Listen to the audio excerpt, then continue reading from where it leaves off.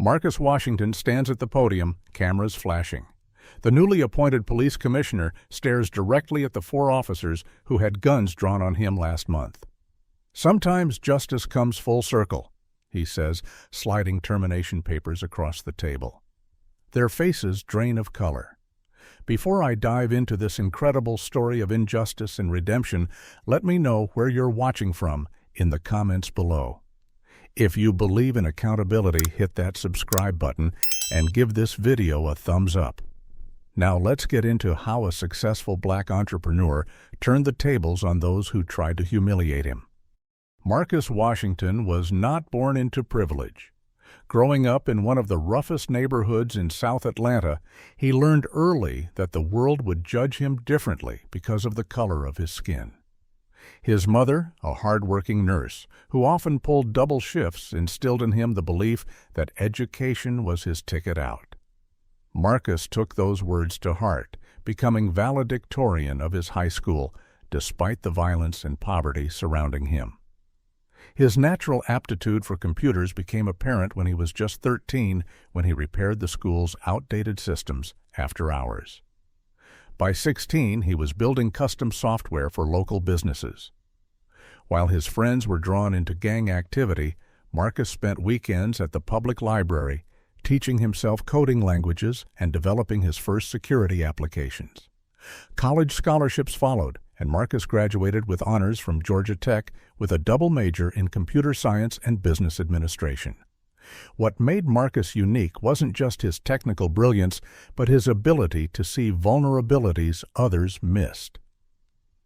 While working at a major tech company during his early 20s, he identified a critical security flaw that could have compromised millions of users. Rather than just reporting it, he developed an innovative solution that eventually became the foundation for his own company, CyberShield Technologies. Starting in a small apartment with just 2 employees, Marcus built CyberShield into a cybersecurity powerhouse over 10 years. His patented encryption algorithms became the gold standard for financial institutions and eventually government agencies. By 35, Marcus was worth over $100 million and employed more than 500 people, many hired from underserved communities like the one where he grew up.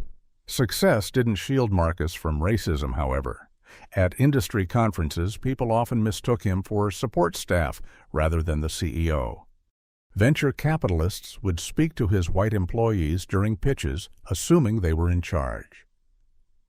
During meetings with potential clients, he was frequently asked, "Who sent you?" or "Who's your boss?"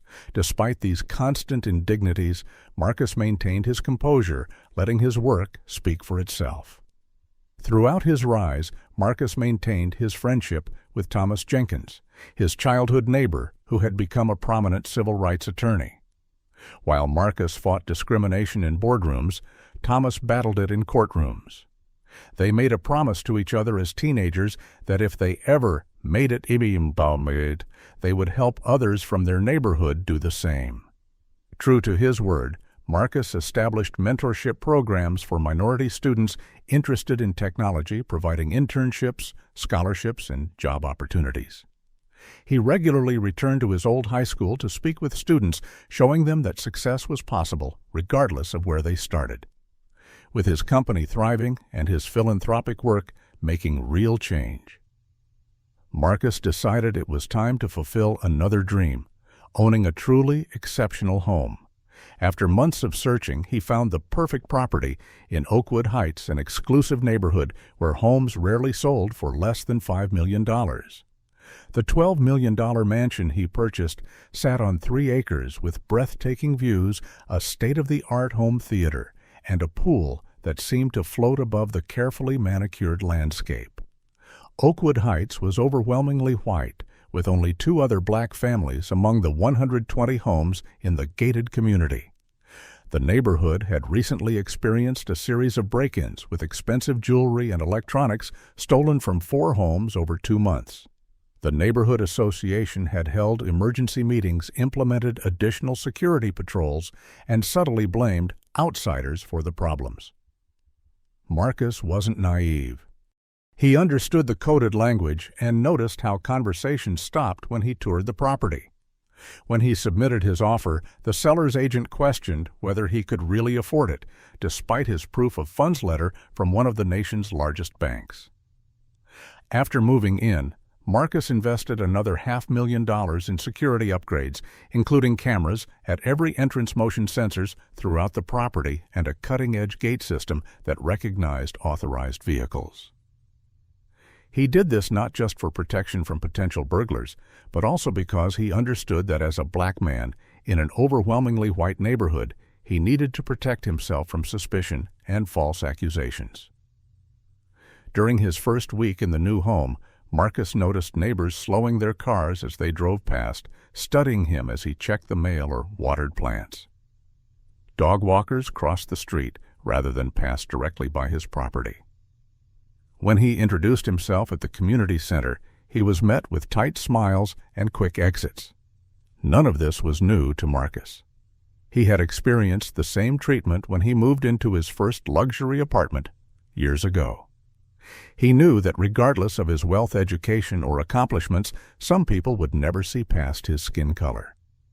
What Marcus didn't know was that his presence had sparked heated debates in private neighborhood chat groups, with some residents questioning how he could afford such a home, and others suggesting increased security measures now that the demographic is changing. As Marcus settled into his new home, he was also preparing for the biggest deal of his career, a potential $200 million contract to provide cybersecurity for several federal agencies. If successful, this contract would catapult CyberShield Technologies into the upper echelon of defense contractors and validate Marcus's vision. The negotiations had been intense, with competitors trying to undermine his company at every turn. But Marcus was confident in his technology and his team. What he couldn't have anticipated was how an encounter at his own front gate would threaten everything he had built. The night that changed everything began perfectly. Marcus had just finished dinner with potential investors at Atlanta's most exclusive restaurant, securing verbal commitments for $20 million in expansion capital. Driving home in his Tesla Model S, Marcus felt a rare sense of complete satisfaction. The investors had been impressed not just with his technology, but with his vision for the future. The night air was cool as he turned onto the long, winding road leading to Oakwood Heights. It was nearly 11:30 when he approached the community gate, his headlights illuminating the ornate entrance. He tapped his personalized code into the keypad, waiting for the familiar mechanical hum as the gate swung open. That's when he noticed the police cruiser parked just inside the entrance, its lights off. Marcus thought nothing of it initially. Police regularly patrolled the wealthy neighborhood. As the gates began to open, however, the cruiser pulled forward, blocking his entry. The spotlight from the vehicle suddenly blinded him, and Marcus instinctively raised a hand to shield his eyes. His window was already down as he prepared to ask what was happening when a harsh voice ordered, "Hands where we can see them! Both hands on the steering wheel now."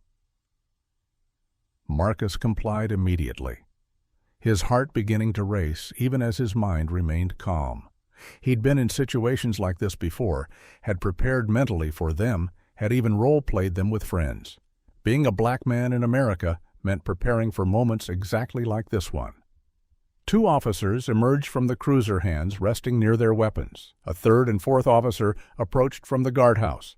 Marcus recognized one as Officer Parker, a muscular white man who had been with the Oakwood Heights Police Department for over 15 years. The others were unfamiliar. Officer Miller, a shorter officer with a buzz cut. Officer Thompson, an older man with graying temples. And Officer Reynolds, the youngest of the four, who appeared uncomfortable with the situation. "What seems to be the problem, officers?" Marcus asked, keeping his voice level and non-confrontational. "We've had reports of suspicious activity in the area," Parker replied, his flashlight beam moving around the interior of Marcus's expensive car. "What are you doing here at this time of night?" "I live here," Marcus stated simply. "I'm coming home." The officers exchanged glances that Marcus didn't miss. "You live in Oakwood Heights?" Miller asked, skepticism evident in his tone. "Yes, I do. 320 Oak Lane. I've lived here for 3 weeks now."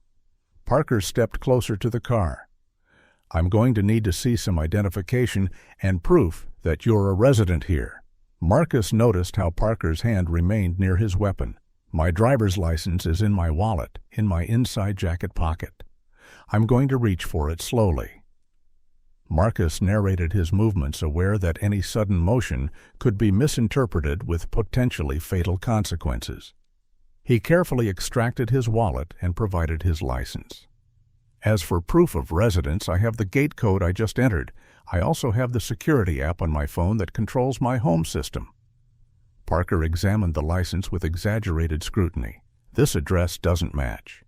"That's because I just moved in, as I mentioned. I haven't updated my license yet," Marcus explained patiently. "Look, you can call the neighborhood association president. I've met him. Or you can simply follow me to my home, and I can show you my deed and closing documents." Instead of accepting this reasonable solution, Parker called for backup, citing potential trespassing in progress. Marcus felt a mixture of frustration and resignation wash over him. He noticed lights coming on in nearby homes as residents awoke to the commotion.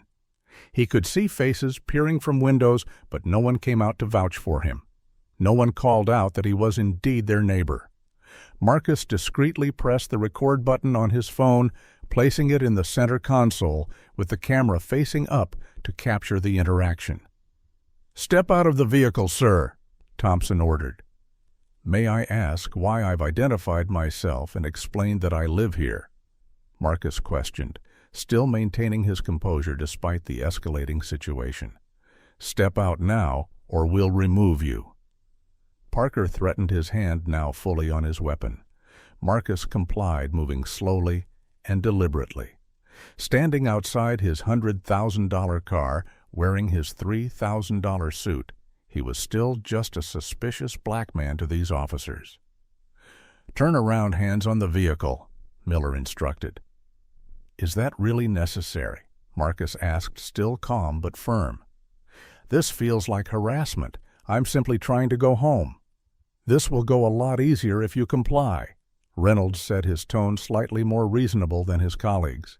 For 30 humiliating minutes, Marcus stood there as officers questioned him, ran his license, and discussed the situation as if he weren't present.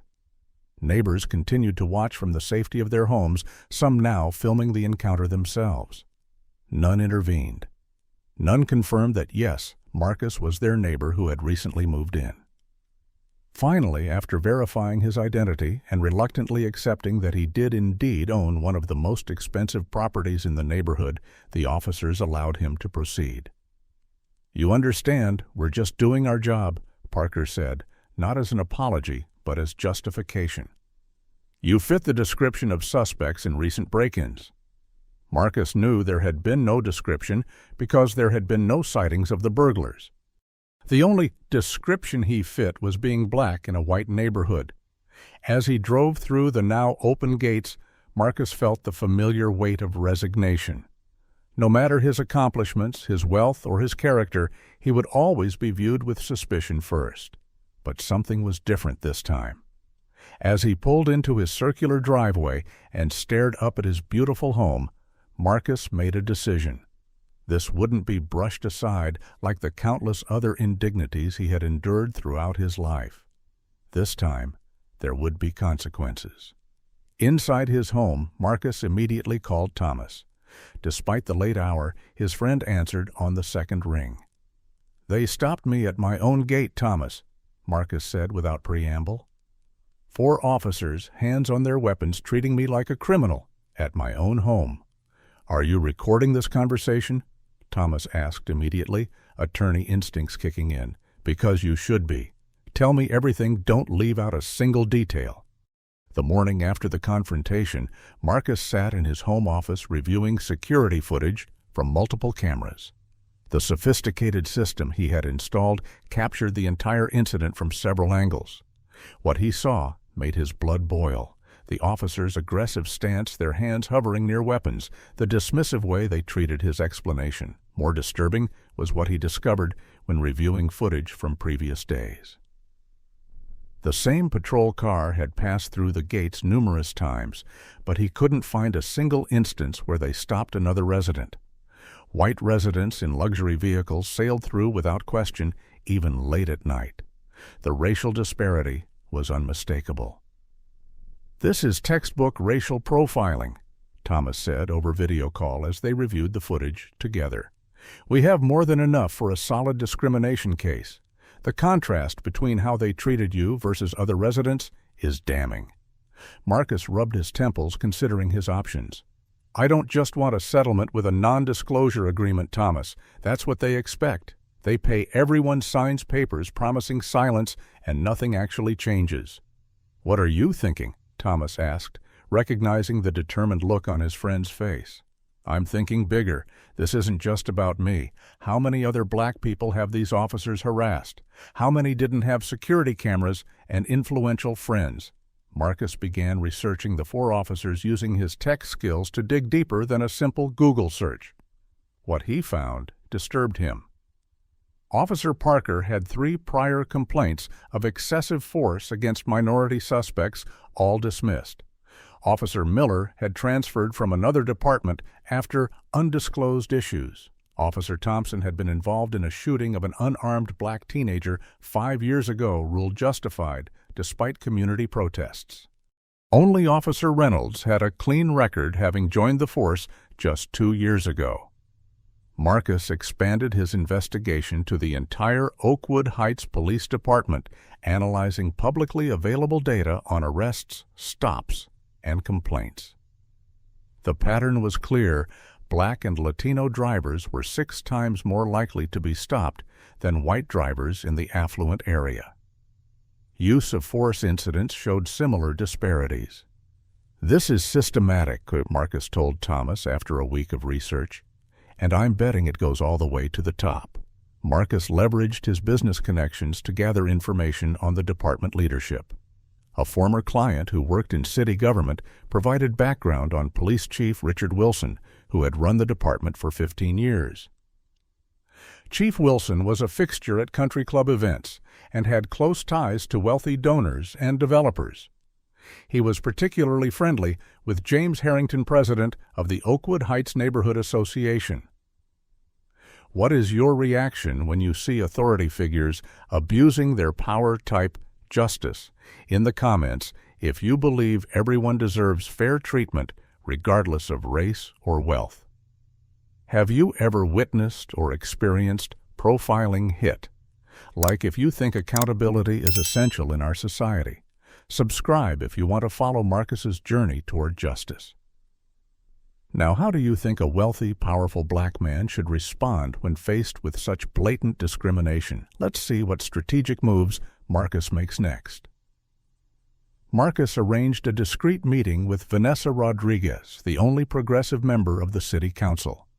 Over coffee at a quiet cafe, he shared his evidence and concerns. "This doesn't surprise me." Rodriguez sighed after viewing the footage.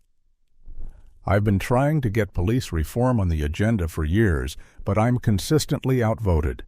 Chief Wilson has the majority of the council in his pocket. What if we could prove a connection between the department's practices and the neighborhood association?" Marcus asked.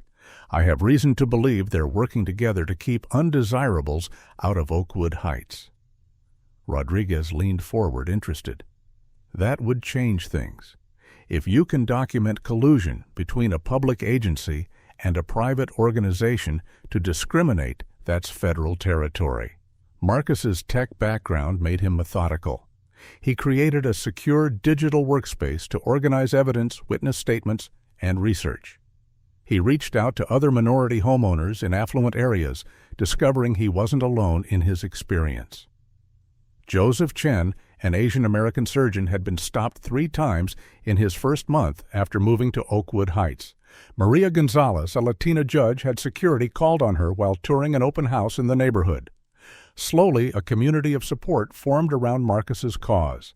The coalition grew as more residents, including some white allies, shared their experiences and concerns. Marcus planned to attend the next city council meeting, but he needed to be strategic. A frontal assault would likely backfire. He needed to present his case in a way that would be difficult to dismiss or ignore. He prepared meticulously, organizing his evidence and practicing his testimony with Thomas. They anticipated counter-arguments and prepared responses. Marcus knew his composure would be his greatest asset.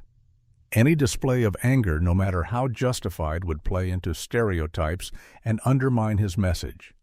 As word of Marcus's plan spread, he began receiving messages. Some were supportive, but others were threatening. Anonymous emails warned him to know your place and don't make trouble. His car was keyed in a restaurant parking lot. Someone spray-painted "Go home" on his mailbox. The intimidation only strengthened his resolve. "They're scared," Thomas observed after another threatening call. "They know you have the resources and influence to actually change things." "I'm not just doing this for me," Marcus replied, thinking of his younger brother and nephews. "I'm doing it for everyone who doesn't have 12 security cameras and a friend who's an attorney." The night before the council meeting, Marcus received an unexpected visitor. Officer Reynolds, the youngest of the four, who had stopped him, stood nervously at his door. "I can't be seen here," he said, looking over his shoulder. "But I wanted you to know, not all of us agree with what happened. Some of us are trying to change things from the inside." "Why are you telling me this?" Marcus asked cautiously. "Because what they did to you was wrong, and because there's more going on than you know. Watch your back, Mr. Washington. The chief plays dirty when he feels threatened." The warning left Marcus uneasy, but more determined than ever. As he prepared for bed, he thought about how differently his life might have turned out without the opportunities and breaks he'd received. How many others with his potential never got the chance because of systems designed to keep them down? Tomorrow would be just the beginning of a longer fight, but Marcus Washington was ready. He'd spent his life preparing for battles others didn't think he could win. The city council chamber buzzed with unusual energy. Word had spread about Marcus's complaint, drawing a crowd that filled every seat and lined the walls. News vans parked outside, alerted by anonymous tips about a prominent businessman's grievance against the police department. Marcus sat in the front row beside Thomas, both men in impeccable suits calmly reviewing notes while ignoring the stares and whispers. Chief Wilson arrived with a contingent of officers, including Parker, Miller, Thompson, and Reynolds. They took seats directly across the aisle, Parker shooting challenging glares at Marcus throughout the preliminary agenda items. When public comments were opened, Marcus was the first to approach the podium. A hush fell over the room as he adjusted the microphone. "Good evening. My name is Marcus Washington. I'm a resident of Oakwood Heights and the founder and CEO of CyberShield Technologies. 3 weeks ago, I was stopped by 4 officers of the Oakwood Heights Police Department at the entrance to my own community, where I recently purchased a home."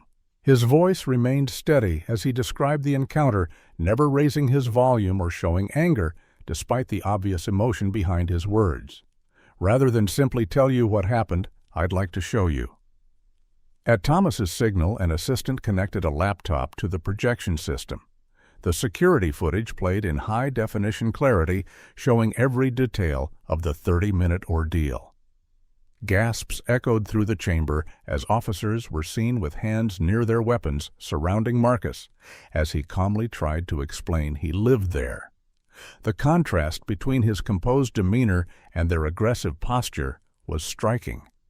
When the video ended, Marcus continued, "I've since discovered that this isn't an isolated incident. Data analysis shows that Black and Latino residents and visitors to Oakwood Heights are 6 times more likely to be stopped by police than white residents. I've documented 17 similar incidents in the past year alone." He presented charts and statistics, building an irrefutable case methodically. Chief Wilson shifted uncomfortably in his seat as Marcus introduced Joseph Chen Maria Gonzalez and 3 other minority professionals who'd experienced similar treatment. Each told their story briefly, creating a damning pattern of discriminatory policing. "This isn't about one night or one man," Marcus concluded. "This is about a systematic problem that affects real people and undermines public safety by misallocating resources and destroying community trust. I'm requesting an independent investigation into the department's practices and immediate administrative leave for the officers involved pending review." The council president, visibly uncomfortable, thanked Marcus for his comments and quickly recognized Chief Wilson, who approached the podium with practiced authority. "While I regret Mr. Washington's negative experience, what you've witnessed is simply officers doing their duty in a neighborhood that has experienced several recent break-ins. Mr. Washington was unknown to the officers, arrived late at night, and was briefly detained for questioning.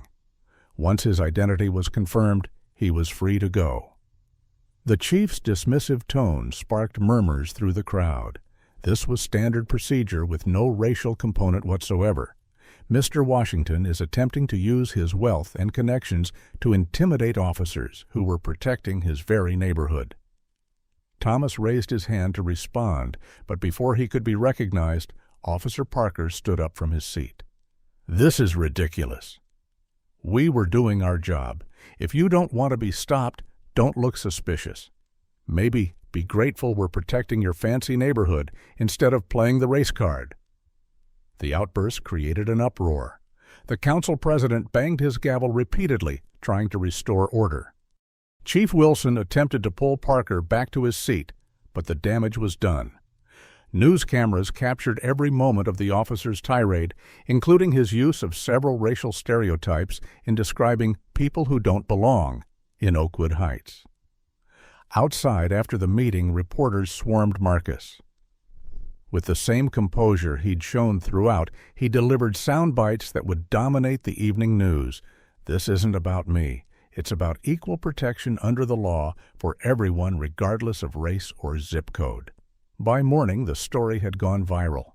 National news networks picked it up, showing the security footage alongside Parker's outburst. Social media exploded with commentary, the hashtag #DrivingWhileBlack, trending alongside #Justice for Marcus. The police chief held a hastily arranged press conference the next day, attempting damage control. "We take these allegations very seriously," he said, reading from prepared notes. "The department is conducting a thorough internal review." When pressed about Parker's comments, the chief called them unfortunate, but insisted they didn't reflect departmental values, despite Marcus's statistical evidence suggesting otherwise. Mayor Eleanor Davis, initially silent on the issue, was forced to address it as national attention grew. "We are committed to ensuring fair and equal treatment for all our citizens," she said in a carefully worded statement. "If problems are identified, they will be corrected." Behind the scenes, Marcus learned from Vanessa Rodriguez that the mayor was furious about being blindsided. "She's more concerned about the city's image than actual justice," Rodriguez confided. 2 council members have received significant campaign contributions from the police union, and another plays golf weekly with Chief Wilson. The Oakwood Heights Neighborhood Association called an emergency meeting to discuss the unfortunate situation. Marcus attended, walking into a room that fell silent at his entrance. James Harrington, the association president, attempted to frame the issue as a misunderstanding that was being blown out of proportion. When Marcus presented his evidence of discriminatory treatment, the room divided. Some residents, particularly younger families, expressed outrage at the police behavior. Others suggested Marcus was making trouble and should have complied more quickly if he didn't want problems. "I bought my home here because it's a beautiful community with excellent schools," Marcus addressed the group. "I have the same interest in safety and property values as everyone else, but safety must include everyone, not just those who look a certain way." As he left the meeting, an older white resident approached him in the parking lot. "I've lived here 30 years, the man said quietly. "What happened to you has happened to every black family that's moved in. Most just leave eventually. They make it too uncomfortable to stay." "I'm not leaving," Marcus replied simply, "and I'm not staying quiet." That night, Marcus received more death threats. His home security system alerted him to someone attempting to breach the perimeter, though they fled when alarms sounded. Thomas suggested he consider temporary relocation, but Marcus refused. "That's what they want," he said. "They want to scare me away. I won't give them that satisfaction." Instead, he hired private security and continued building his case. The battle lines were drawn, but Marcus Washington had no intention of retreating. 2 weeks after the council meeting, Thomas called with breakthrough news. "I've got a source in the department's records division," he said, his voice tense with excitement. "They've been falsifying reports on the racial demographics of traffic stops and detainments. The numbers they publish show proportional stops across racial groups, but the raw data tells a completely different story." Marcus wasn't surprised, but having concrete evidence of falsification elevated the case significantly. "Can your source provide documentation?" "Already has. I'm sending encrypted files now, but Marcus, this goes deeper than we thought. The falsification was directed from the top. There are emails from Chief Wilson instructing officers on how to categorize stops to make the numbers look balanced."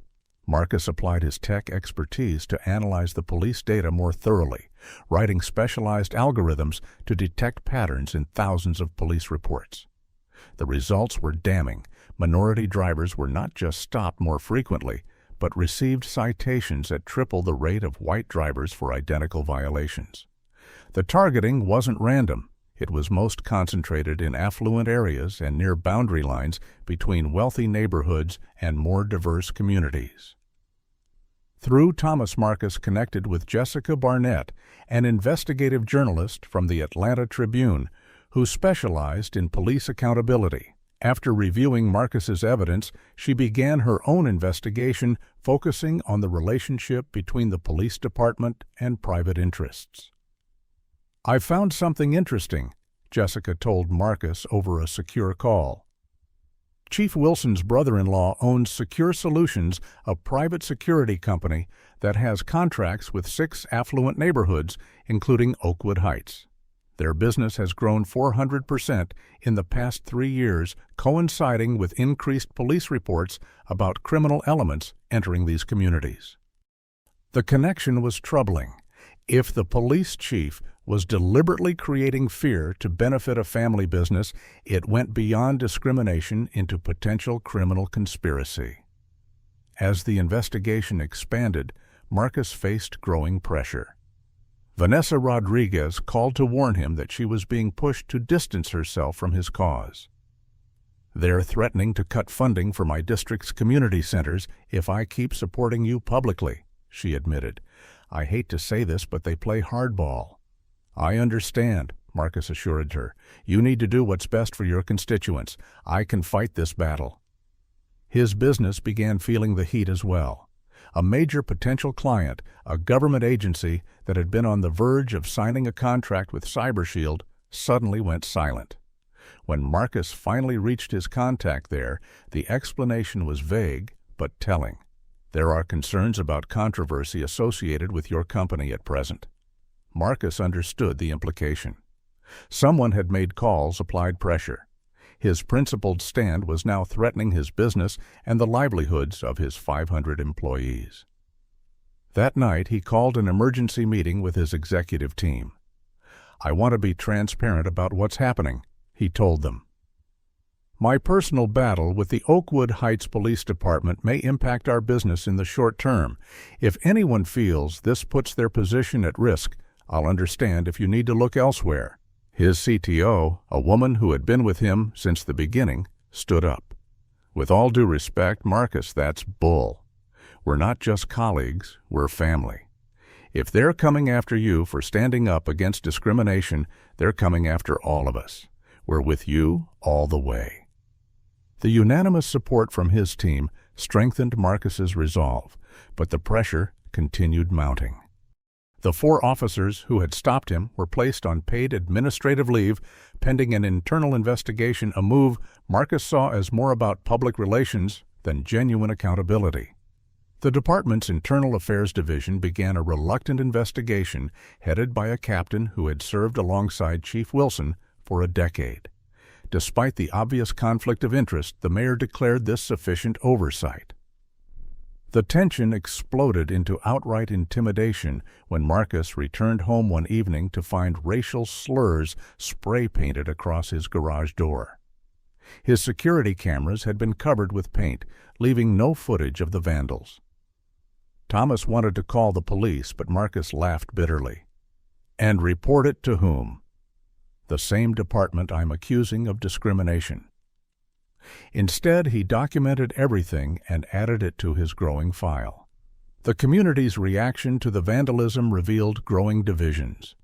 Many neighbors expressed outrage, with several coming to help clean the graffiti. Others remained conspicuously silent, their absence speaking volumes. Marcus received an unexpected call from a blocked number. "Mr. Washington, you don't know me, but I used to be an officer with Oakwood Heights PD. I left 2 years ago because I couldn't stomach what was happening there." The former officer, who identified himself only as Michael, provided details about departmental practices that corroborated Marcus's findings. It wasn't just occasional bad behavior. There were explicit instructions about which neighborhoods to patrol heavily, which cars to stop. They called it crime prevention, but it was just harassment of anyone who didn't look like they belonged in certain areas. Michael confirmed what Marcus had discovered about Officer Thompson's shooting of an unarmed black teenager.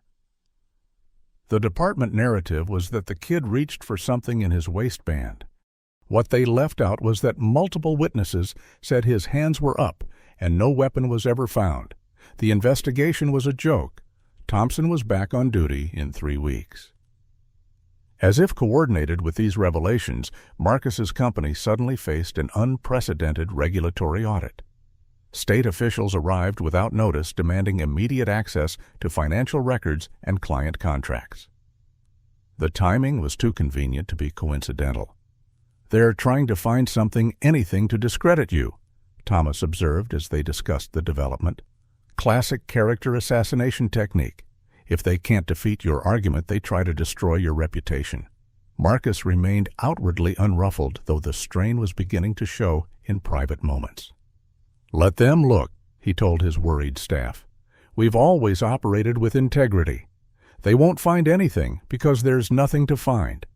What worried him more was the impact on his younger brother Kevin, who had recently moved to Atlanta to work for CyberShield. Kevin had been pulled over 3 times in 2 weeks while driving through Oakwood Heights to visit Marcus. No citations were issued, just lengthy stops and questioning about his business in the area. The harassment was clearly intended as a message. That evening, Marcus sat alone in his home office, staring at the wall of evidence he'd accumulated. Photos, documents, data analyses, witness statements, all pointing to a systematic problem much larger than his single incident. He thought about how easily he could walk away from this fight. He had the resources to move, to focus on his business, to live a comfortable life, avoiding conflict. Many would understand that choice. But then he thought about his mother, who had taught him to stand up for what was right, even when it was difficult. He thought about the teenagers in his mentorship program who looked up to him. He thought about Kevin and what message Retreat would send. "They picked the wrong person to intimidate," Marcus said to the empty room, his resolve hardening. "This ends only one way, with the truth exposed and real change implemented." The coming days would test that determination to its limits. The police union's response came swiftly and aggressively. A press release questioned Marcus's motives, suggesting he was exploiting an unfortunate misunderstanding to gain publicity and undermining public safety with baseless accusations. This official statement was just the beginning. Soon, anonymous sources began feeding dubious information to sympathetic media outlets. A conservative blog published an article titled "The Real Marcus Washington, Alleging Financial Improprieties at CyberShield Technologies." A local radio host questioned how a young black man could legitimately afford a $12 million mansion. Social media accounts with few followers but identical talking points began spreading rumors that Marcus had criminal connections. "Classic smear campaign," Thomas observed as they tracked the coordinated attacks. "They're trying everything to see what sticks." The personal attacks grew more targeted. Marcus discovered that his ex-girlfriend had been approached by a private investigator offering money for information about Mr. Washington's character and habits. To her credit, she immediately informed Marcus and refused to participate. "They asked if you had anger issues, drug problems, or had ever been violent," she told him. "They were fishing for anything they could use against you." The intimidation tactics escalated. Kevin was pulled over for the 4th time in 3 weeks while driving in Oakwood Heights. This stop was more aggressive, with officers ordering him out of the car and conducting a full search before releasing him without explanation. Meanwhile, the audit of CyberShield continued expanding in scope with each passing day. State officials demanded interviews with employees and copies of contracts dating back 5 years. Marcus learned from contacts in the business community that clients were being subtly pressured to cut ties with his company. 2 major contracts were suddenly postponed indefinitely, without explanation. Through it all, Marcus maintained his public composure while working tirelessly behind the scenes. He and Thomas filed official complaints with the State Attorney General's office and the Department of Justice's Civil Rights Division, documenting the pattern of harassment and discrimination. The extensive evidence they had gathered, particularly the falsified racial data on police stops, caught the attention of federal investigators. Jessica Barnett published an explosive article in the Atlanta Tribune detailing connections between Chief Wilson, the police department, and private security interests. The piece revealed that neighborhoods with Secure Solutions contracts received disproportionate police attention, while those without such contracts saw reduced patrols. The implication was clear: public police resources were being allocated to benefit a private company with family ties to the chief. What's your reaction to seeing powerful institutions try to silence those who speak out against injustice? Comment. Stand strong if you believe in fighting for what's right, even when facing intimidation. Have you ever witnessed someone abuse their authority to protect their interests? Hit like if you think transparency is essential in public institutions.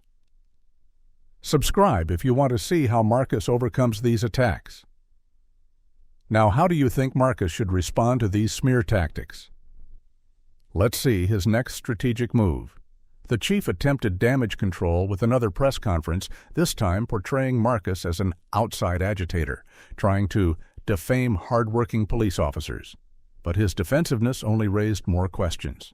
When a reporter asked directly about his relationship with Secure Solutions, the chief abruptly ended the press conference. Support for Marcus began growing despite the smear campaign. Civil rights organizations held a rally outside the police station, drawing hundreds of supporters. Community leaders spoke about their own experiences with discriminatory policing. Local university students organized a larger demonstration calling for police reform and accountability. Marcus had been careful to stay somewhat removed from these public protests, working instead through legal and investigative channels. But when the police chief described protesters as anti-police radicals, Marcus decided it was time to speak out more directly. He accepted an invitation to appear on National Morning News, a program with millions of viewers. The interview would be live, preventing selective editing. Marcus prepared meticulously with media coaches, anticipating every possible question and attack. The morning of the interview, he arrived at the studio composed and focused. The host began with pointed questions about the controversy, framing it as a he said situation between Marcus and the police. "This isn't about my word against theirs," Marcus responded calmly. "This is about evidence. Data doesn't lie. We've documented a pattern of discriminatory practices that spans years and affects hundreds of people." When pressed about undermining police authority, Marcus was ready. Supporting good policing means opposing bad policing. Every officer who abuses their position makes life harder for the honorable officers trying to protect and serve everyone equally. The host brought up the allegations about his business practices. With a slight smile, Marcus replied, "My company has passed every audit and review with flying colors. We maintain the highest security clearances necessary to work with federal agencies. These baseless attacks began only after I spoke out about discrimination. Viewers can draw their own conclusions about the timing." For 20 minutes, Marcus dismantled every accusation with facts, remained unruffled by provocative questions, and consistently returned to the core issue, systematic discrimination that affected real people. By the interview's end, the host's tone had noticeably shifted from skeptical to respectful. Social media exploded with support. At Stand With, Marcus trended nationally.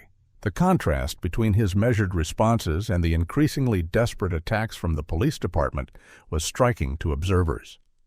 Public opinion began shifting decidedly in Marcus's favor. Even in Oakwood Heights, more neighbors were openly expressing support. An unexpected breakthrough came when one of Marcus's security cameras, which he had hidden better after the vandalism incident, captured clear footage of Officer Parker spray painting the word "leave" on Marcus's mailbox at 3 a.m. The evidence of direct intimidation by an officer on administrative leave created another media firestorm. Parker was suspended without pay, but the damage to the department's credibility was severe. Through all the attacks, Marcus maintained his focus on the larger goal, not just personal vindication, but systematic change. As pressure mounted on city officials to address the growing scandal, Marcus knew they were approaching a critical turning point. Either the entrenched powers would find a way to reassert control and silence him, or real accountability would begin. The battle was far from over, but for the first time Marcus allowed himself to believe that victory might be possible. The breakthrough came from an unexpected direction. Jessica Barnett called Marcus at midnight, her voice charged with excitement. "I've got a source inside Secure Solutions. You're not going to believe this. The break-ins that started all this, they were staged." Marcus sat up in bed, suddenly wide awake. "What do you mean, staged?" Employees of Secure Solutions committed the burglaries. It was a marketing tactic to scare homeowners into buying their services. And guess who knew about it? Chief Wilson.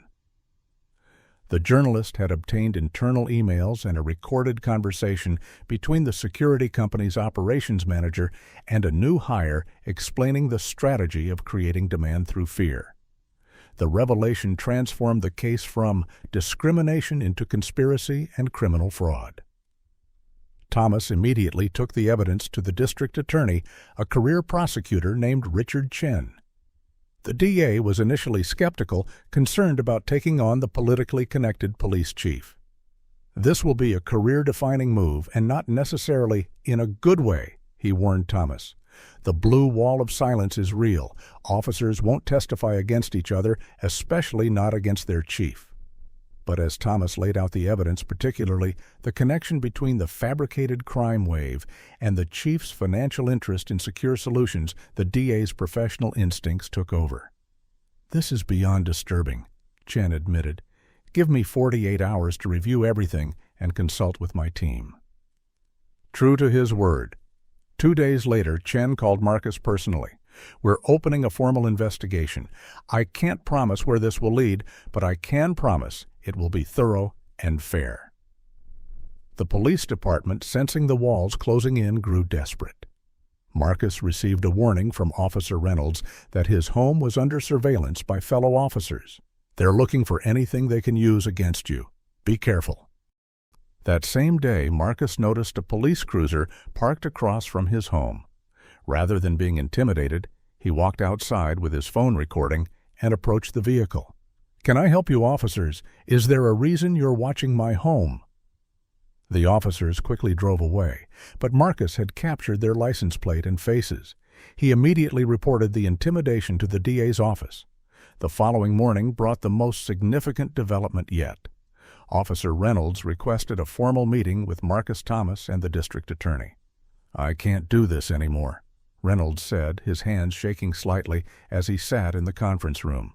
"What's happening isn't right. It's not why I became a cop." Over the next 2 hours, Reynolds detailed years of unofficial policies targeting minorities in affluent areas. He described how officers were encouraged to make pretextual stops of minorities entering wealthy neighborhoods, how complaints about racial profiling were routinely buried, and how Chief Wilson explicitly directed increased patrols whenever a minority family moved into Oakwood Heights. "The night we stopped you," Reynolds told Marcus, "Parker had been told to keep an eye on the new resident on Oak Lane. It wasn't random. They knew exactly who you were and where you lived." Reynolds's testimony was devastating, particularly coming from a current officer willing to cross the thin blue line. The DA immediately placed him in a witness protection program, fearing retaliation from fellow officers. News of Reynolds's cooperation sent shockwaves through city government. Mayor Davis called an emergency session with the city council, trying to get ahead of the scandal. "This is going to explode," she told council members in a closed-door meeting that was later leaked to the press. "We need to show decisive action before the feds take this over completely." As word spread about Reynolds's testimony, Marcus became a symbol of the fight against systemic racism. News vans camped outside his gate. Social media buzzed with commentary. Civil rights leaders called for sweeping reforms of the police department. That evening, as Marcus returned home from a meeting with Thomas, he found his driveway blocked by 3 police cars. For a moment, he feared arrest on trumped-up charges. Instead, he found himself surrounded by supporters who had gathered when they saw the police approaching his home. Neighbors stood alongside activists, forming a human barrier between Marcus and the officers. News helicopters circled overhead, capturing the standoff live. Marcus stepped out of his car, calmly phone recording. "Can I help you, officers?" The lead officer, clearly uncomfortable with the audience, and cameras explained they had orders to question Marcus about potential witness tampering, a transparent attempt to discredit his case. "I'll be happy to answer questions with my attorney present," Marcus replied. "Please contact Thomas Jenkins to arrange a proper interview." The officer insisted they needed to speak with him immediately. Marcus stood his ground, surrounded by supporters. "Unless you have a warrant for my arrest, I'm going to go into my home now. Any questions can be directed to my attorney." The standoff continued, with officers radioing for instructions while the crowd of supporters grew. News commentators narrating the live footage noted the officers' indecision and the peaceful but determined resistance of the community. Finally, more police arrived as backup, creating an increasingly tense situation. Marcus remained outwardly calm, though his heart raced. This confrontation, played out on live television, would either break the case wide open or lead to his arrest. The deciding moment came when the officers received a call on their radio. The crowd fell silent, able to hear Chief Wilson's voice clearly through the speaker. "Just arrest Washington for obstruction. Find something to charge him with. We need to end this now." The officers looked at each other uncertainly. One shook his head slightly and turned off his radio. After a moment of tension, they returned to their vehicles and left without further confrontation, unwilling to carry out what was clearly an illegal order captured on dozens of cameras. The retreat represented a critical turning point. By the next morning, Governor Patricia Williams had announced a state investigation into the Oakwood Heights Police Department. The allegations of systematic discrimination, abuse of power, and possible criminal conspiracy are deeply troubling and merit a thorough independent investigation, she stated in a press release. Hours later, Mayor Davis called for Chief Wilson's resignation. To restore public trust, we need new leadership in the department while these serious allegations are investigated. Wilson refused to step down, instead holding a defiant press conference where he denied all wrongdoing and threatened to expose corruption at the highest levels of city government, if forced out. His uncharacteristic loss of composure and vague threats only added credibility to the accusations against him. That evening, Marcus received an anonymous package at his attorney's office. Inside was a flash drive containing hundreds of internal police department documents, emails, and recorded conversations. The trove of evidence detailed years of coordinated discrimination, collusion with private interests, and systematic cover-ups. The anonymous source had included a note: "Not all of us signed up to be part of this. Some of us still believe in the oath we took." Governor Williams's announcement of a state investigation dramatically changed the power dynamics. State investigators took over the Oakwood Heights police headquarters, securing records and interviewing officers. The mayor's call for Chief Wilson's resignation grew more insistent, backed now by 6 of the 7 city council members. Only Councilman Frank Peterson, Wilson's longtime ally and golf partner, continued defending him.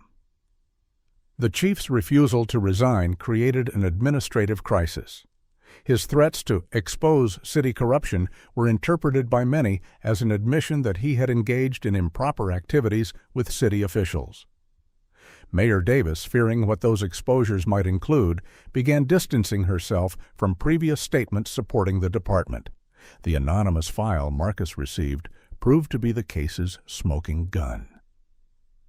Among the documents were emails between Chief Wilson and his brother-in-law, explicitly discussing how to use police resources to benefit Secure Solutions.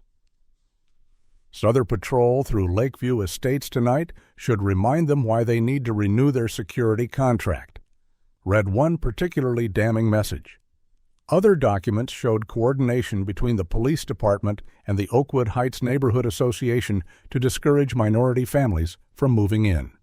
Increased traffic stops in Sector 4 should help maintain community standards, wrote Association President Harrington in an email to Wilson. Most disturbing were the internal guidelines for officers about extra scrutiny for non-resident profiles, a thinly veiled direction to target minorities entering affluent areas. Marcus faced an ethical dilemma about how to use this information. Publishing everything immediately might satisfy his desire for vindication, but could compromise the official investigation and potentially hurt innocent people caught in the fallout. After consulting with Thomas and the district attorney, Marcus decided to provide the complete file to investigators while allowing Jessica Barnett to report on selected documents that proved systematic discrimination without revealing sensitive personal information. Before making this decision, Marcus met with several families who had been victims of the department's discriminatory practices but never received justice. Their stories weighed heavily on him parents whose children had been needlessly traumatized by aggressive police stops, professionals whose careers had been damaged by false arrests, elderly residents afraid to drive through their own neighborhoods. Whatever happens with the investigation, these families deserve recognition of the wrong done to them, Marcus told Thomas. This can't just be about punishing bad actors. It has to be about healing and preventing future harm. As Marcus struggled with these complex considerations, the police union began turning against Chief Wilson to protect its broader interests. The union president publicly stated that any officers who violated department policy or the law should be held accountable, while emphasizing that most officers serve honorably. This careful distancing from Wilson signaled that the chief had lost support from all sides. Officer Parker, apparently sensing the changing winds, attempted to intimidate Reynolds the whistleblower. He was caught on a convenience store security camera, threatening the officer's family. Parker was immediately arrested by state investigators, further undermining the chief's rapidly collapsing authority. Thomas successfully obtained a temporary restraining order, prohibiting any officer from the Oakwood Heights Police Department from coming within 500 feet of Marcus's home without a court-approved warrant. The court order was a public acknowledgment of the credible threat posed by the department, another blow to its already damaged reputation. The neighborhood association faced its own crisis when racist emails from President Harrington were leaked to the press. In messages to board members, he had complained about declining neighborhood quality due to changing demographics and suggested strategies to discourage undesirable elements from moving in. Harrington resigned in disgrace, and 3 board members stepped down with him.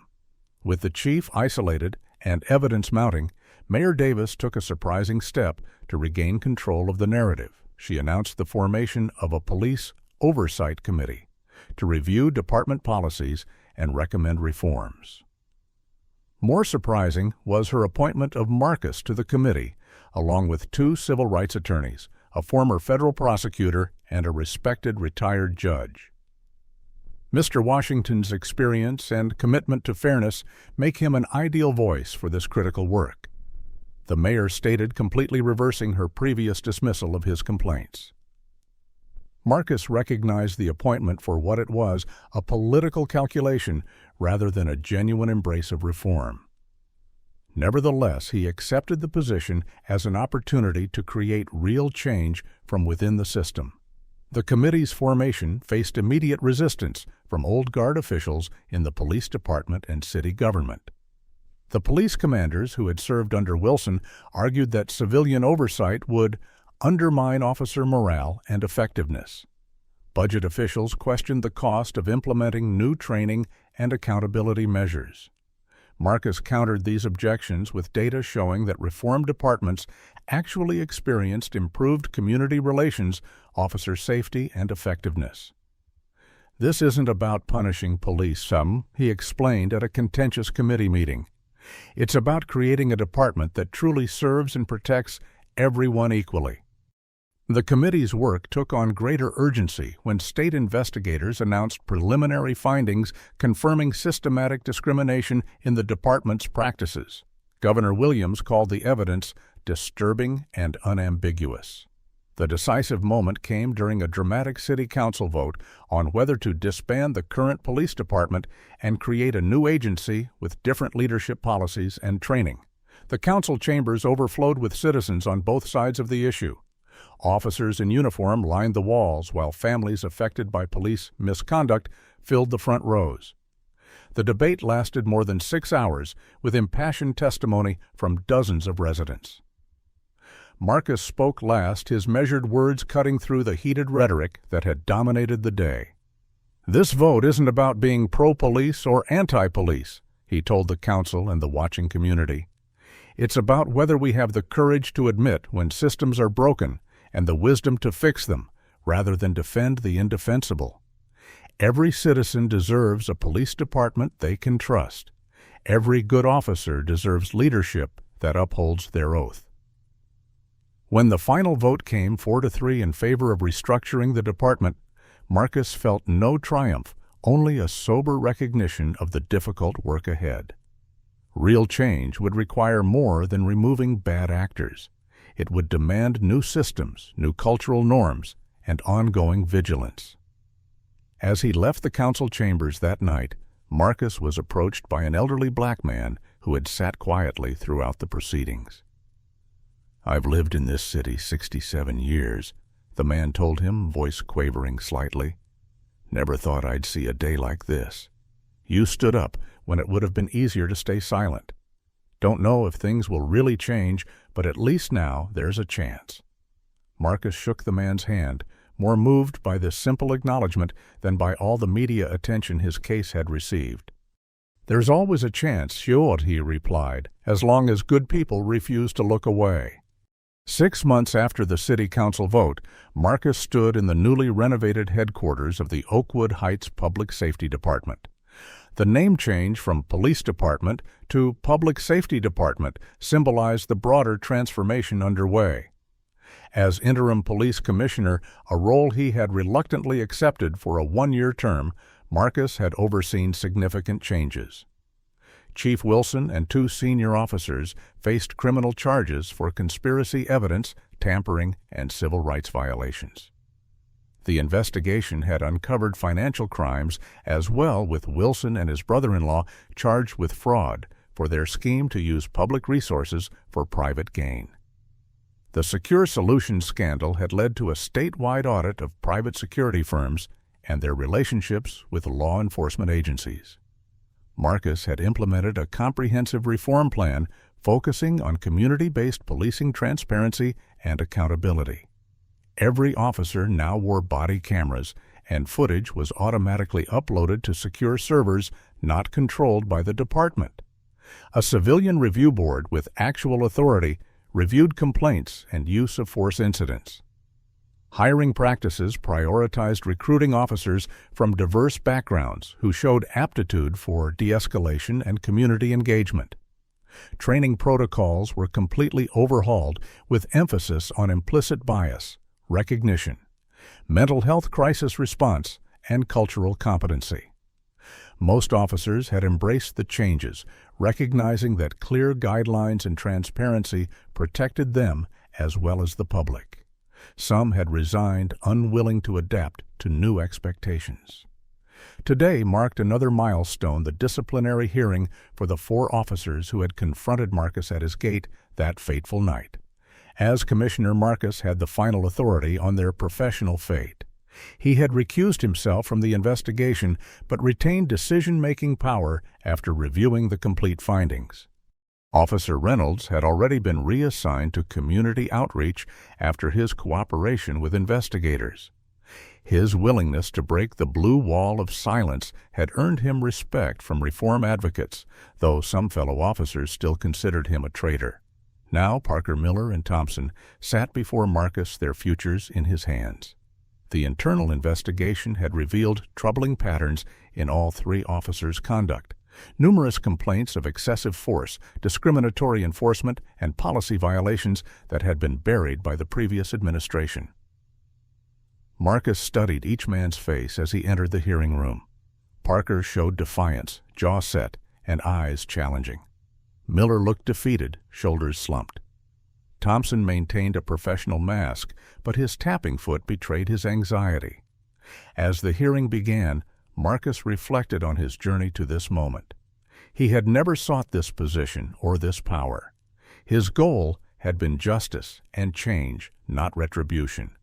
Yet here he sat with authority over the men who had humiliated him simply for being black in his own neighborhood. The irony wasn't lost on him. "Officers, Marcus began, his voice steady and formal. "I've reviewed the complete findings of the internal investigation, your service records, and the specific incident involving me personally. I've also considered your statements regarding these matters." He paused, looking each man in the eye. "This isn't about personal feelings or a single incident.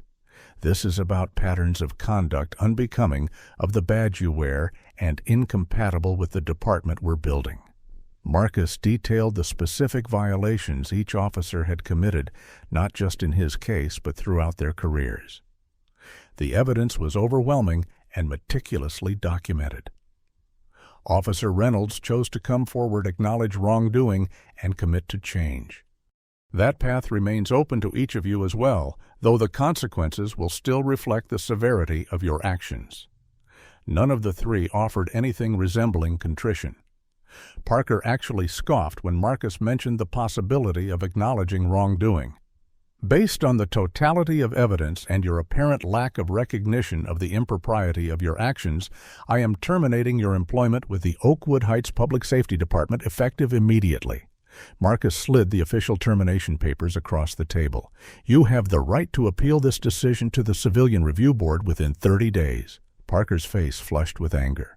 Thompson nodded slightly, perhaps having expected this outcome.